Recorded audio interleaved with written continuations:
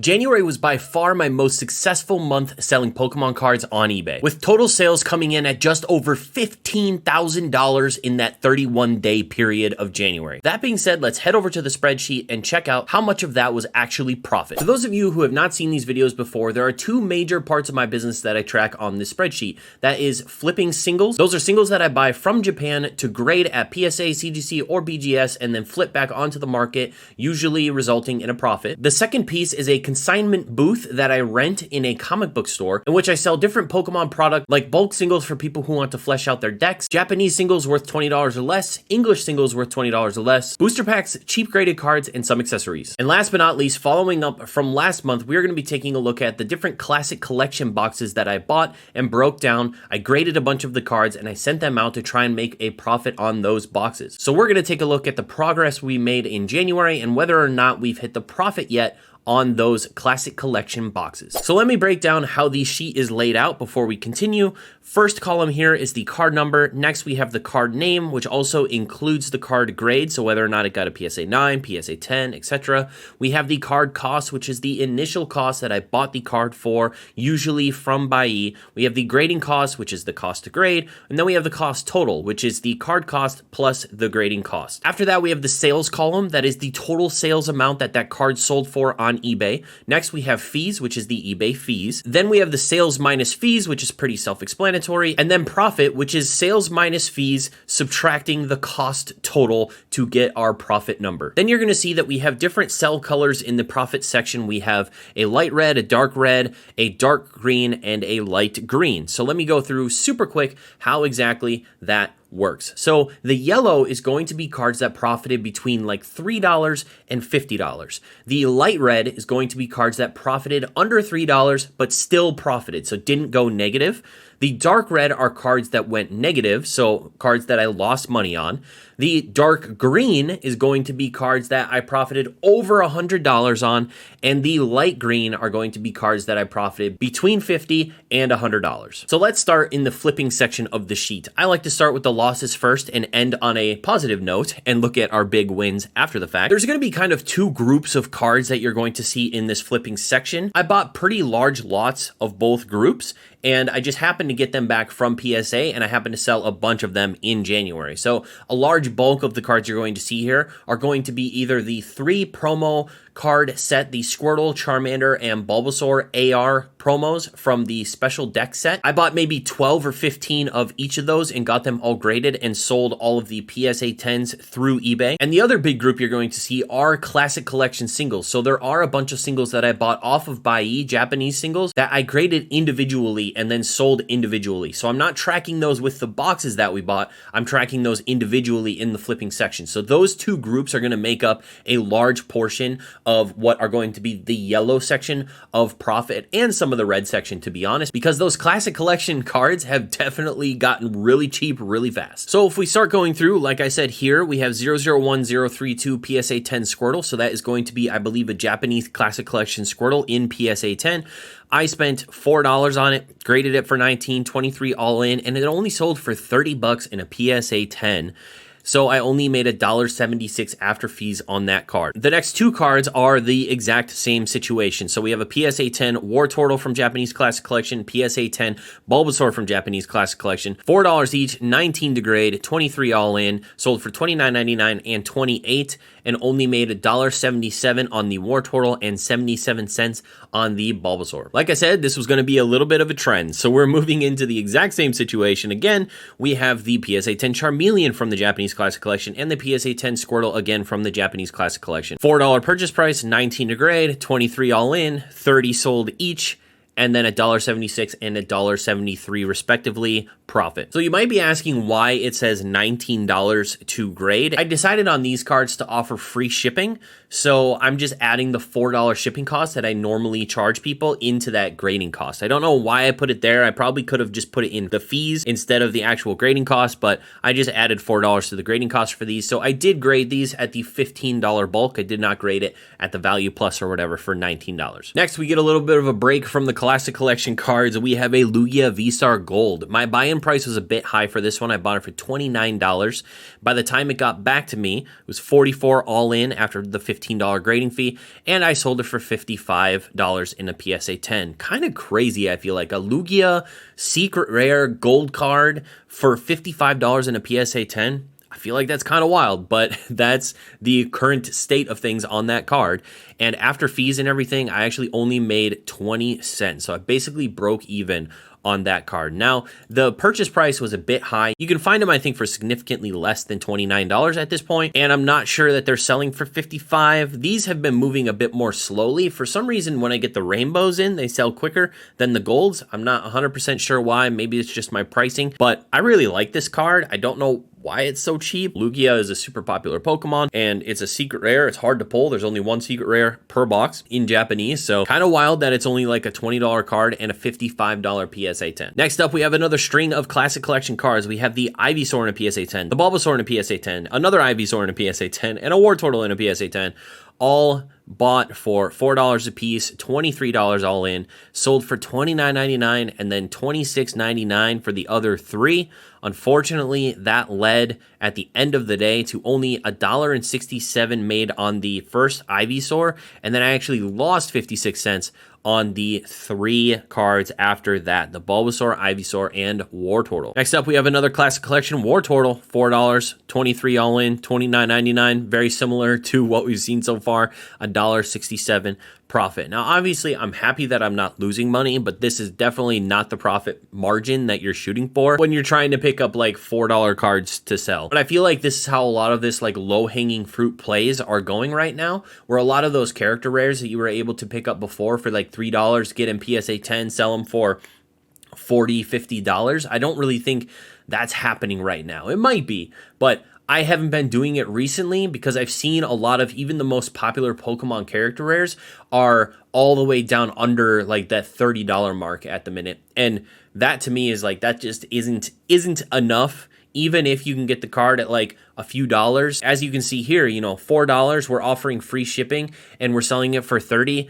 And we're only making $1.67 per card. That's not how I want to utilize my money and not the percentage of profit that I actually want to get back doing these types of plays. Next up, we have some more Classic Collection. Bulbasaur and Ivysaur, same situation, 23 all in, $26.99 sold, 10-cent loss and a 70-cent loss. Now this one is a little bit higher of a loss. We have a $7.21 loss. This is a 037080 PSA 9 Jolteon. I think this is a mid-era Jolteon Holo. I bought it for $22.20. Unfortunately, it did get the 9. A lot of those mid-era holos in 9s you're going to get wrecked on. My buy-in was $37.20. I sold it for $36.99, less than my actual buy-in because it hit that PSA 9, unfortunately. After fees, we lost $7.21. So that was one of our bigger losses of the month so far. Heading back into Classic Collection, we've got another Ivysaur, similar situation, $1.70 profit. This one's different. We have a 120 SVP Pikachu promo. So I believe that this is the Stadium Pikachu promo where Pikachu and Charizard are facing off in the stadium. I bought these at $6 a piece when they first came out. I graded some with CGC. It looks like this was probably just a Gem Mint 10. I sold it for $22.49 and only made $2.32 at the end of the day on those. Unfortunately, I do still have quite a few of those in CGC Gem Mint 10. Those sold a lot less quickly than I thought, but again, I feel like a lot of people tried to make that play when that card was coming out because it had Pikachu and Charizard on it, and it was fairly low-hanging fruit at only $6 to $4 a piece when they came out, and they're probably even cheaper than that now. Next up, we have a PSA 8 Espeon 024080. I believe this is the Heart Gold or Soul Silver. Is it Reviving Legends? I forget which set it is, but this is that holo, a PSA 8 Espeon. I had a $23.91 buy-in after grading $38.91, sold for $36.99, so sold for less than my all-in price, which kind of sucks, but as a PSA 8, honestly, it could have been worse. And unfortunately, after fees and everything, though, we did lose $8.03. So that is our biggest loss on the sheet so far. So we had two fairly decent losses on cards that didn't quite grade as well as I thought on those mid-era PSA 8s and 9s.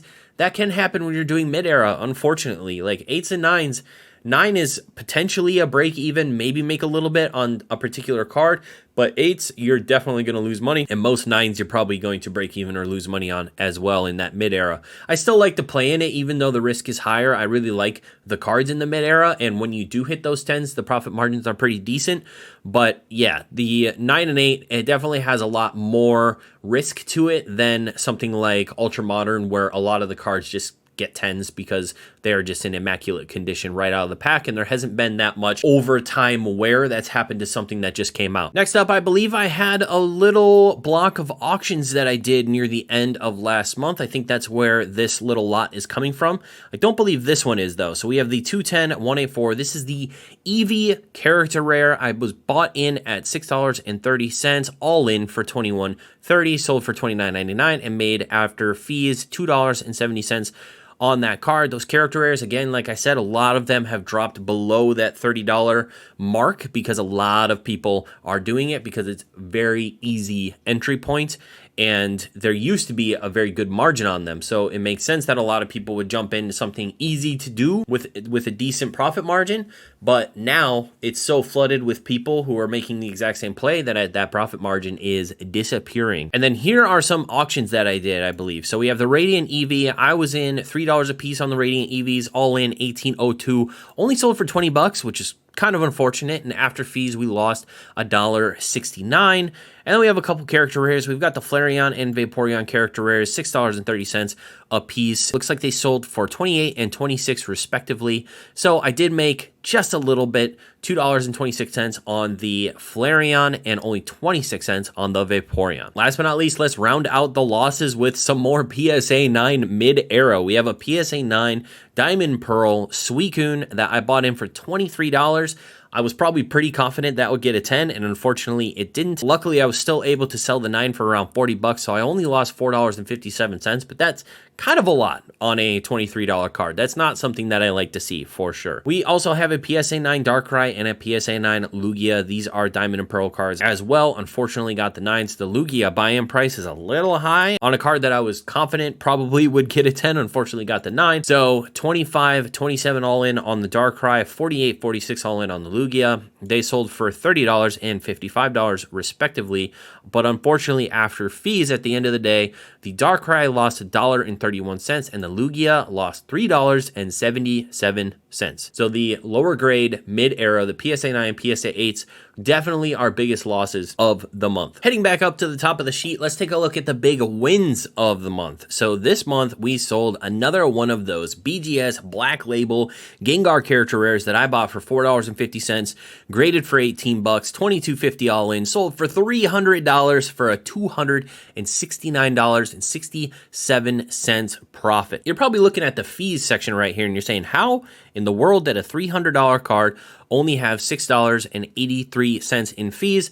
Gotta love that eBay vault, baby. So this is probably a 2.1% promotion rate on the $299, but because I sold it through the eBay vault, no seller fees, absolutely amazing. So we maximize the profit from that Black Label sale. Now this is a card we're going to see quite a bit of on the sheet.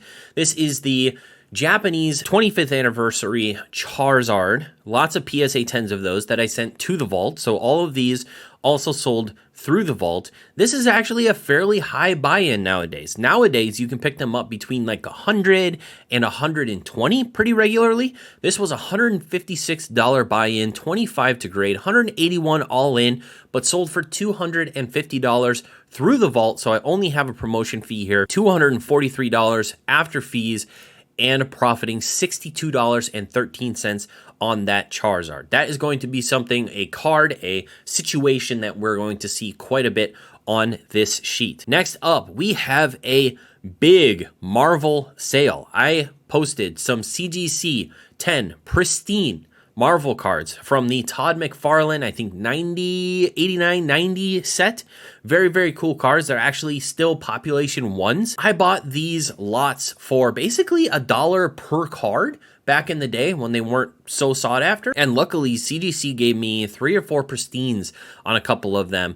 And we did really well on this one. As you can see, this is probably the better sale on the sheet for this month. $1 buy-in for the card, 15. I put 15 to grade because at the time that I graded it, it was like last year sometime, I think. It was probably about 15 bucks for CGC. 16 all in, $359. Now for this one, I didn't actually send it to the eBay vault. I just sold it myself. So we have that $60 in fees. But at the end of the day, $284.56 in profit off of a Marvel card graded through CGC. That was nice CGC, pristine, low pop Marvel. So after Spider-Man, we've got a couple of Charizards. This is the Advent of Arceus PSA 10 Charizard. My buy-in price was only $23.50. It did get the PSA 10, which is a really solid buy-in, really solid grade, all in for $38.50. Sold it for $189, 26 in fees. At the end of the day, profited $125.49. The next Charizard is another one of the 25th anniversary Charizards. My buy-in was $149.32 on this one. Again, fairly high compared to what they're going for now. This card continues to kind of go down in price as time goes down. It is on the downtrend, especially raw. $15 to grade, $164 all in, $245 sold through the vault, $80 in profit. You're probably thinking, how did you sell a card that's $245 if the minimum value for a card in the vault is $250? Well, if you send a card to the vault, and at the time that you sent all those cards, they were selling for $250, $260, $270, and they happen to drop in price, the vault doesn't kick those cards back to you after they're no longer in the price range that they should be. This one was a big mid-era win. We had a Rayquaza C, I believe, from Beat of the Frontier, PSA 10 mid-era, $17.35 buy-in price is actually crazy for a PSA 10. I sold the PSA 10 for $185, and after fees, profited $126.25. Next, we have a PSA 10 Gyarados. I believe this is the Soul Silver Hollow Gyarados in Japanese. $18.14 buy-in, $33.14 all in, sold for $116 and profited $65.99 off of that Gyarados. One of my favorite Gyarados artworks, beautiful Arita artwork. If you can nail a swirl on that card, oh, pristine, beautiful. We have another mid-era banger. This is a PSA 10 Arita Dragonite Hollow. $15.43 buy-in is insane for a PSA 10. Once again, I don't know where I found these, but they're really good condition for really low price. All in for $30.43, sold for $175.74 at the end of the day, $115.33 profit. The next couple cards we have in the green section are those 25th anniversary Charizard. So we have one here, $157.66 buy-in, $245 sale, $56.21 after fees. Next up, another one of those, $147 buy-in now, a little less on the buy-in, sold for $245 at the end of the day after fees, $66.37 profit. And we have another one, 25th anniversary Charizard, PSA 10, $128.11 this time, a lot lower buy-in, which is great, $235, so a little bit lower sale, but we still profited $75.46 on those cards. So as you can see, we're doing between $55 and $75, $80 profit on each of these 25th anniversary Charizards, depending on our buy-in price. But like I said, these cards are trending on the down, especially raw and graded. So I think right now I have them on eBay for a $235 list and $225 auto accept offer. So they continue to go down, but luckily the raw price also continues to go down. So it's going to be less profitable if you can no longer send them to the eBay vault, but there's still a little bit of margin to be made there with the cards that I have in the vault. And I think I have like 20 more of these in the vault or something like that. So we've got a lot more to sell, which should be good for us. It's hard to know if I've already done this one yet or not, but we've got, looks like 4 more PSA 10 25th anniversary Charizards. We have one that I bought for $134, sold for $235 and profited $69.21. Then we have another one down here, bought in for $135, sold for $237.65 that I profited $70.89. Another one here, $134.54, sold for $240, it profited $73.99. And last but not least, for these Charizards, we had a $138 one that I sold for $245 that profited me $76.33. Now, the last two cards we're going to take a look at here, though, is that we got another Black Label sale. I did sell this Umbreon VMAX Black Label through the eBay vault. I spent $2 on this Umbreon VMAX, graded it for $18, $20 all in, $225 sale for a profit of $205 on a $2 card. Black labels are just stupid and irrational and dumb, and I love them. And last, but definitely not least, we have the PSA 9 Japanese Stormfront Charizard. This is the 092. 092 is the card number. You guys can look it up. It is the Arita recreation of the base set artwork for Japanese Stormfront. Absolutely beautiful card. Really surprised that it got the 9, but super happy that it did. $117 buy-in, one of the more expensive mid-era cards that I've ever purchased, probably. $132 all in after grading. Sold for $300 via the vault. So at the end of the day, profited $159.84 off of that Japanese Stormfront PSA 9 beautiful Charizard. So for the graded flips, we had $8,822 in total sales. After fees, it was $7,700.72, and profit on the graded flips for the month of January was $3,319.92.